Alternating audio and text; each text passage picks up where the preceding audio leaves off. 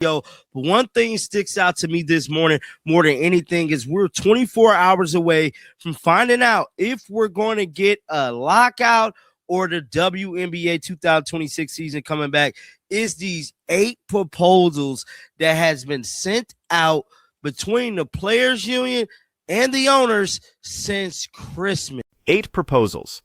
8 separate attempts to get a deal done since Christmas Day. And we're now 24 hours away from finding out if the WNBA's 2026 season is actually going to happen. That's not normal negotiation pace, that's desperation mixed with dysfunction. Every 7 to 10 days, another proposal gets sent across the table. Another rejection, another counter-offer. And somehow, with all this back and forth, players are still saying communication has been the problem. Let's be clear about what 8 proposals since December 25th actually means. The league sent their offer on Christmas. Players countered. League responded February 6th. Players came back February 17th, calling the league's terms unrealistic. Then we got the critical February 20th response that gave us the March 10th deadline we're staring down right now. March 1st brought another counter. Then another. And yesterday, proposal number 8 hit the table. That's a negotiation cycle spinning its wheels. Because if you've exchanged 8 different proposals in less than 3 months, and you're still this far apart, the problem isn't communication frequency. It's fundamental disagreement on what this league is worth and who deserves what percentage of it. Caitlin Clark let us know she's excited to be back on the basketball court, which I feel like we all should be excited that Caitlin Clark is back. Because I tell you what, it gives us way more happier things to talk about. I tell you that. Just way more better stuff to talk about. And Caitlin Clark definitely let it be known, bro. She made a post yesterday saying a little bit of life lately with Caitlin Clark rocking her official. Now that's interesting. Caitlin Clark back on the court, posting photos with Team USA gear, training with Kelsey Mitchell, hanging out with Kate Martin and Lexi Hull. She's living her best life while the league that made her a household name might be headed for a work stoppage. And honestly, that's probably the smartest PR move she could make right now. Stay visible, stay positive, let everyone else fight about the money. But notice what's happening here. Clark isn't weighing in on the CBA negotiations. She's not taking sides publicly. She's just posting workout content and lifestyle shots, reminding everyone that basketball will continue with or without a resolution. That's veteran-level media strategy from a second-year player. Meanwhile, the actual veterans are the ones sounding alarm bells about a potential lockout. As to how things been shaping up with these negotiations, and they don't want to strike. Yeah. They would like to avoid it. However, they are ready to. We've also heard that consistently. Actually, we've heard a lot of different things. Let's go through that because, Angel, I love your question about, I'd love to hear from the players. I'll give you literally in the last 2 days, 3 different viewpoints we heard. Right. Alicia Clark was just on NBA Today, and she did an interview, and basically she said she wanted to reinforce, number one, that they are not happy with the proposals from the league, right, and that a strike is still on the table. She came there to say, nah, we don't want to do it, but we will. Don't play with us. Right. Okay. Very different from what we heard from Kelsey Plum and Breanna Stewart out of their mouths to the media, where they were starting to position the offers from the leagues as wins and victories. And so once I saw that from them, I was like, oh, okay, this is coming to a close soon. Like they're about to wrap this up because they were trying to say like these are wins and victories. The players have gotten a lot in these offers and actually trying to take a focus. Here's where it gets complicated. 3 different messages coming from 3 different groups of players in just the last 48 hours. Alicia Clark goes on NBA Today and makes it crystal clear they're not happy with the league's proposals, and a strike is absolutely still on the table. She's not there to negotiate publicly. She's there to send a warning, don't play with us. But then you've got Kelsey Plum and Breanna Stewart giving interviews where they're suddenly positioning the league's offers as wins and victories. They're trying to shift focus away from the revenue split percentages and talk about how much the players have already gained. That's negotiation ending language. That's the kind of messaging you put out when you're preparing your membership to accept a deal that's less than what you originally demanded. And then there's Natasha Cloud representing that middle class of players who aren't getting max contracts and aren't driving the league's viral moments. She's focused on housing provisions, on making sure the players who get traded mid-season or bounce between cities aren't stuck scrambling for short-term leases in expensive markets. Different priorities, different pressure points, different willingness to hold out. Off of net versus gross revenue and how much of the revenue, like we're in a position of strength. So I was like, okay, And then you talk about other voices, like someone like Natasha Cloud, Yeah. who has been very vocal about that middle class group. So, you know, what I'm seeing in the league right now is that the superstars who are ready to get them big $1 million deals, then it's the young and popping crew who are driving a lot of this momentum and ready to have earlier, better access to the money that of the attention and energy that they are often driving. And then there's everyone in the middle. And so Got the middle tier. and something like for them is like the housing issues that keep coming up.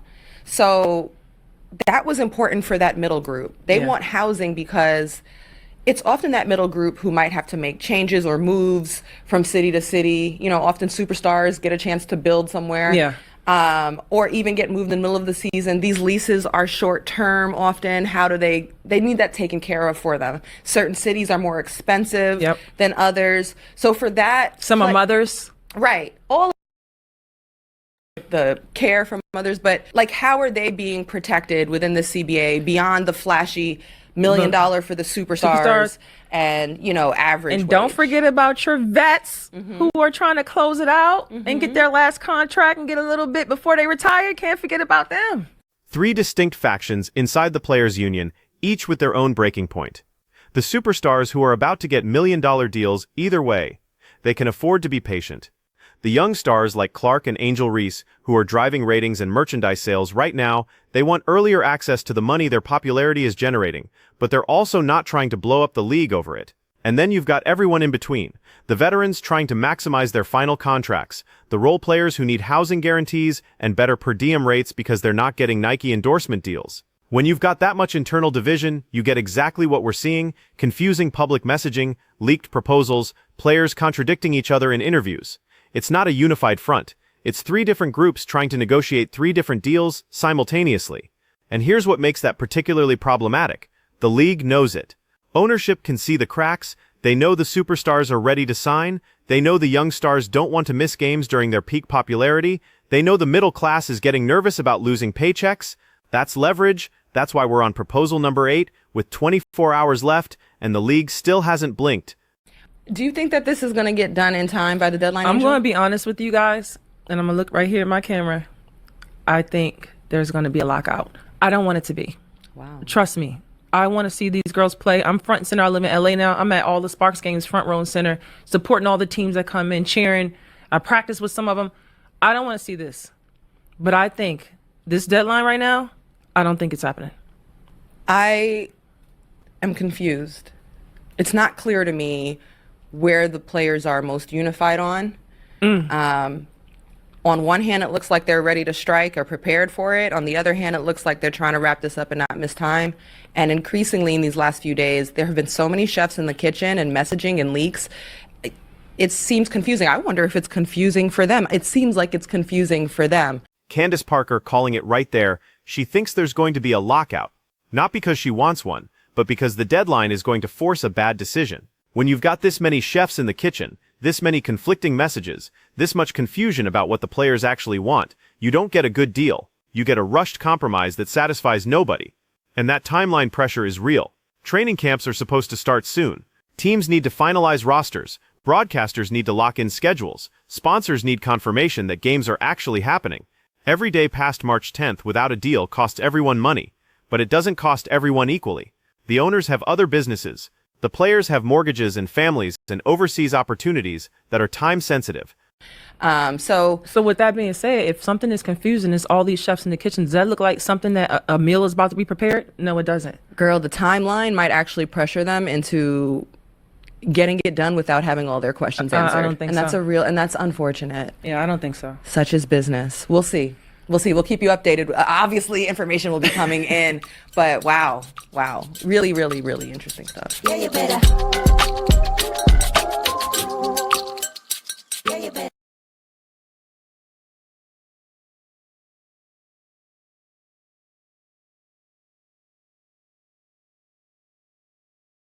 Look at how she frames it.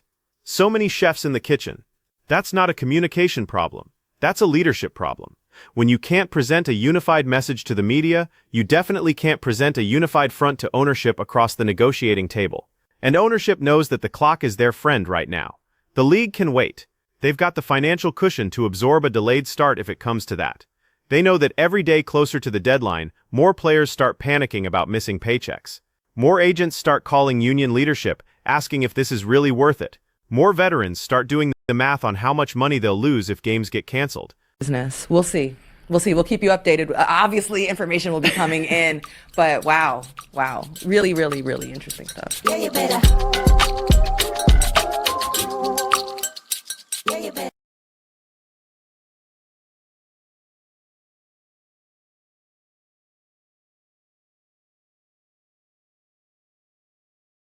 That's the nightmare scenario, getting pressured into signing a deal without having all your questions answered because the deadline forced your hand. And in professional sports negotiations, that happens more often than players want to admit. You hold out as long as you can, you fight for every percentage point, and then suddenly you're 48 hours from losing games and somebody blinks. The question is, who blinks first? Does ownership cave and give the players a significantly better revenue split? Do the superstars break ranks and sign individual deals? Does the union accept less than they wanted just to get back on the court? Or do we actually see a work stoppage in a league that's finally gaining mainstream traction? Guys, this is a whopping number. This is crazy. So from December 25th all the way to March 7th, we have seen 8 different proposals. Now, we did hear several players go on record and pretty much says that the communication was not there. To me, the communication is there. You've had 8 different instances between Christmas and today to let me know y'all playing. Here's what makes this entire situation so frustrating for everyone involved. The WNBA is having its best moment. Ratings are up, attendance is climbing. Caitlin Clark and Angel Reese brought an entire new demographic of fans who are actually buying merchandise and watching games. Sponsors are finally taking the league seriously. This should be the easiest negotiation in WNBA history. The pie is bigger than it's ever been. Everyone should be able to get a larger slice. But instead, we're watching 8 proposals get exchanged with no resolution. We're watching players contradict each other in public. We're watching ownership hold firm on numbers that players are calling insulting. And we're doing all of this with 24 hours left before a potential lockout that could destroy all the momentum the league has built. Think about what's actually at stake here beyond the immediate money. The WNBA finally has cultural relevance. Clark's rookie season brought in casual fans who had never watched women's basketball before. Those fans are fragile. They're not diehards yet. They're curious newcomers who could just as easily disappear if there's no product to watch. A lockout doesn't just cost games, it costs the opportunity to convert casual viewers into long-term supporters. And it's not just about the fans. It's about the broadcast partners who just committed significant money to televise these games. It's about the sponsors who built marketing campaigns around WNBA players. It's about the cities that invested in arena upgrades expecting to host games. Everyone around the league has made financial commitments based on the assumption that the 2026 season is happening on schedule. But here's the uncomfortable truth that nobody wants to say out loud. Maybe the players are right to draw a hard line. Maybe the league's offers really are insulting relative to the revenue being generated. Maybe ownership is trying to lock players into a long-term deal that looks good on paper today but becomes obviously unfair 3 years from now when ratings have doubled again. Maybe this is the one moment when the players actually have leverage, and they'd be stupid to waste it just to avoid missing a few games. Because let's talk about leverage. The WNBA has never had this much public attention. The players have never had this much individual star power and social media influence. If there's ever a time to fight for a bigger piece of the pie, it's right now when the league needs them more than they need the league. Caitlin Clark could go play overseas and make more money than her WNBA salary. Angel Reese has endorsement deals that dwarf her basketball income. The stars have options, but the middle-class players don't. The veterans on their last contracts don't. The role players who need that WNBA paycheck to support their families don't. And that's why you're seeing these 3 different factions with 3 different messages. The players who can afford to strike are ready to do it. The players who can't afford to strike are getting nervous. And ownership is betting that the second group eventually forces the first group to accept a compromise. The housing issue is a perfect example of how complicated this gets. For a max player making 7 figures with endorsement deals, housing isn't a deal breaker. They can afford to rent in any city. But for a player making league minimum who gets traded in February, finding a short-term lease in a place like New York or Los Angeles is genuinely difficult. Those players need housing provisions in the CBA. But are they willing to strike over it when the superstars are focused on revenue percentages? That's where unity breaks down. And then there's the question of what happens if we actually get a lockout. Does it last a week, a month, the entire season? How long can players afford to hold out before the financial pressure becomes unbearable? How long can ownership afford to have empty arenas before their local broadcast partners start demanding refunds? Who has more to lose? History suggests ownership usually wins these battles because they have deeper pockets and longer time horizons. They can absorb a lost season if they have to. Players can't minutes. Their careers are too short. Their earning windows too narrow. Every game missed is money they'll never get back, and opportunities they'll never reclaim. But this isn't a normal negotiation because this isn't a normal moment for the WNBA. The league is finally breaking through culturally, finally getting mainstream media coverage, finally attracting fans who aren't just women's basketball diehards. Ownership has to know that a lockout right now could kill all that momentum, could send those casual Caitlin Clark fans back to the NBA, could make sponsors reconsider their investments. So maybe the players actually do have leverage this time. Maybe ownership can't afford to call their bluff. Maybe that's why we've seen 8 proposals in 3 months, because the league is actually negotiating instead of just dictating terms. Maybe that's progress, even if it looks messy. Or maybe we're 24 hours away from watching both sides make a catastrophic mistake, from watching the WNBA squander its best opportunity for growth because nobody could agree on how to split the profits, from watching players lose paychecks and owners lose credibility and fans lose interest, all because 8 proposals weren't enough to bridge the gap. Here's what I keep coming back to. 8 proposals since Christmas should have been enough. If both sides were negotiating in good faith, if both sides genuinely wanted a deal, 8 separate attempts should have produced something workable. The fact that we're still this far apart with 24 hours left suggests that somebody, maybe both sides, has fundamentally miscalculated. Either the players have overestimated their leverage and are demanding more than the league can actually afford to pay, or ownership is underestimating how serious the players are about striking and assuming they'll cave at the last minute. Somebody's wrong, and we're about to find out who. So where does this leave us? With Caitlin Clark posting workout videos while the league burns, with Candace Parker predicting a lockout, with players sending contradictory messages about whether they're ready to strike or ready to sign, with ownership on proposal number 8, and apparently still not close to a deal. And with 24 hours left to figure it out before we find out if the WNBA's most promising season ever is actually going to happen. My prediction? Somebody blinks in the next 23 hours. The deadline forces a deal that neither side loves, but both sides can live with. The players get more money than the league wanted to pay, but less than they wanted to get. Housing provisions get included, but maybe not as comprehensive as the middle class wanted. Revenue sharing percentages go up, but not as much as the union demanded. And everyone declares victory while privately being disappointed. Because that's how these negotiations usually end. Not with one side winning, but with both sides accepting that continued fighting costs more than compromise. We'll see if I'm right. Check back in 24 hours, but here's my question for you. If you were a WNBA player right now, would you strike? Would you risk missing games and paychecks to fight for a better deal? Or would you take what's on the table and get back on the court? Because that's the decision these players are facing right now, and there's no obviously correct answer. Drop your take in the comments. Are the players right to hold firm, or should they accept the deal and play ball?